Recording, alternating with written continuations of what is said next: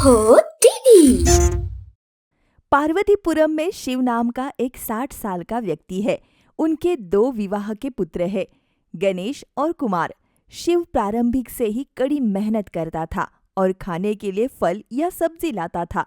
जैसे वो बूढ़ा हो जाता है, वो पूरी तरह से अपने बेटों पर निर्भर हो जाता है। 2 दिन से तबीयत ठीक नहीं है। ये सिर्फ खांसी की दवा से दूर नहीं होगी। मुझे पास के गांव के डॉक्टर के पास ले चलो। मैं मरकर तुम्हारे पेट में जन्म लूंगा। गणेश और कुमार फुसफुसाते हुए बोलते हैं। ऐसा बोलकर तो 5 साल से ये जी रहा है, ये कब मरेगा?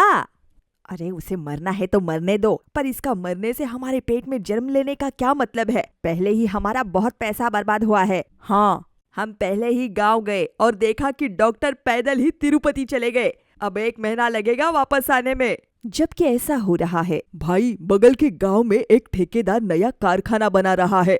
वो शुरू करने से पहले किसी का तो बलिदान देना चाहता है। इस मामले में उनकी मदद करने वाले को 30,000 कैश दिया जाएगा। हम इसके बारे में क्या कर सकते हैं?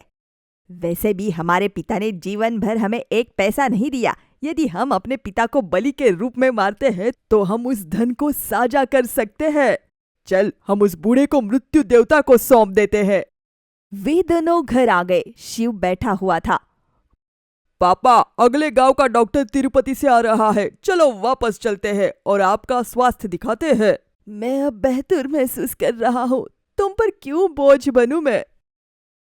ऐसा मत कहिए पिताजी। आपके साथ कुछ होता है तो हमें बहुत बुरा लगता है। चलो डॉक्टर के पास चलते हैं। आज तक अपने माँ के हाथ का खाना खाया, अब बहुओं के हाथ का खाना खाओ, नाती पोतों को खिलाओ, तब तक आपको ठीक रहना है।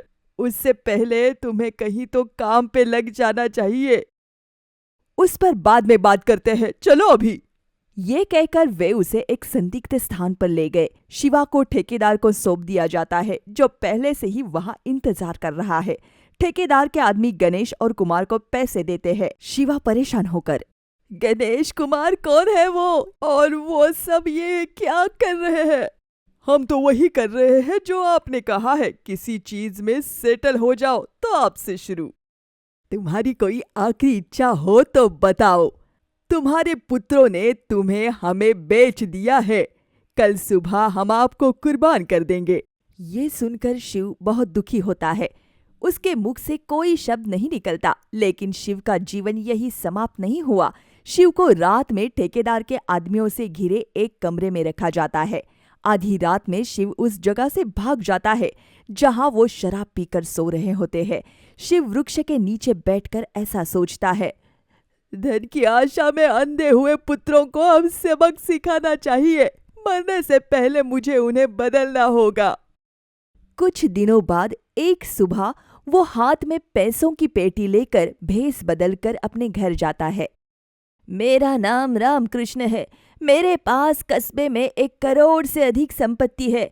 मैं शिव का मित्र हूँ। करोड़ों रुपए ये शब्द सुनते ही दोनों पुत्र खड़े हुए और विनम्रता पूर्वक उनके पास पहुंचे। हमारे पिताजी का कुछ साल पहले निधन हो गया। हम उनके पुत्र हैं और ये मेरा भाई है। भले ही वो मर गए हो, लेकिन आज भी हमें लगता है कि वो हमारे साथ है। हाँ, आपको ऐसा लगेगा ही, लेकिन ये सब कब हुआ, कैसे हुआ, और अब मैं इस डब्बे का क्या करूं?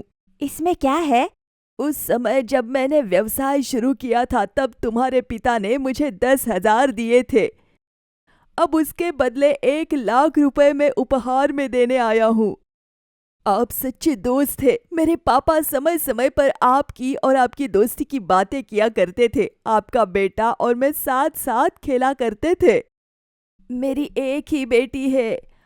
ओह हाँ, उसकी याददाश्त बहुत कमजोर है।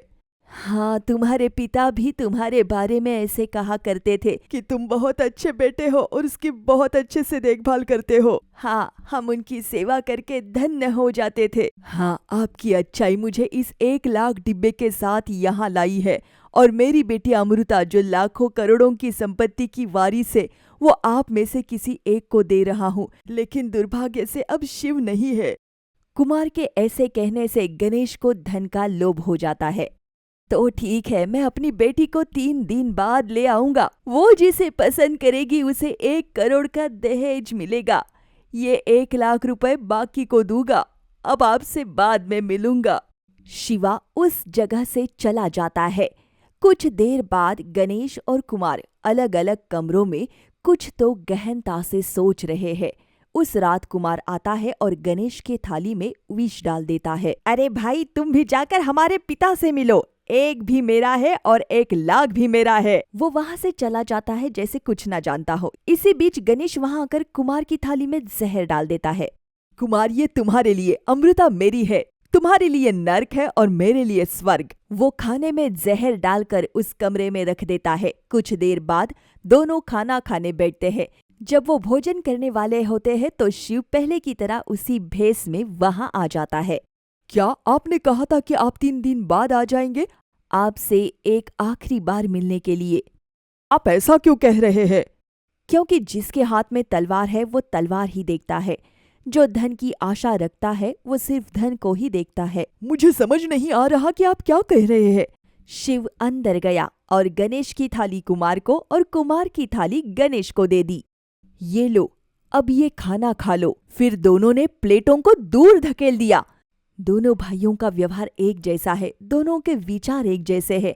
उस पैसे के लिए तुम अपने ही खून के रिश्ते को मार डालना चाहते हो। तुम इतने स्वार्थी हो गए हो कि एक दूसरे को ही मार देना चाहते हो।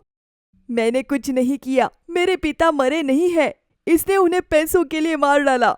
उसकी बातों पर विश्वास मत करो। वो अपनी गलती मुझ पर थोप रहा है। कृपया मुझे अपनी बेटी दे। अगर आप उसे इसके हाथों में देंगे तो ये उसका जीवन भी खराब कर देगा।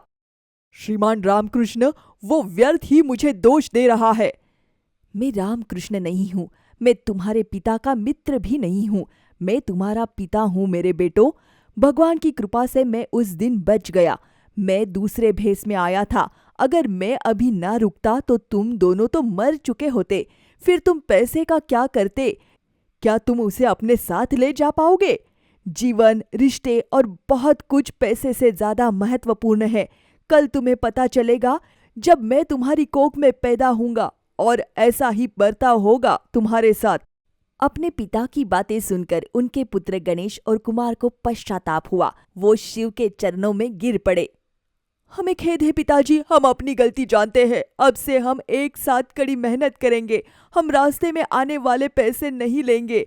हम पर भरोसा करें, हम बदलेंगे। वे अपने पिता से विनती करते हैं तो अंत में शिव ने वो हासिल किया जो वो चाहता था।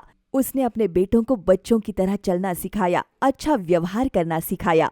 उसके बाद शिव का स्वास्थ्य ठीक नहीं रहा। इस बार उनके बेटे उन्हें डॉक्टर के पास ले गए।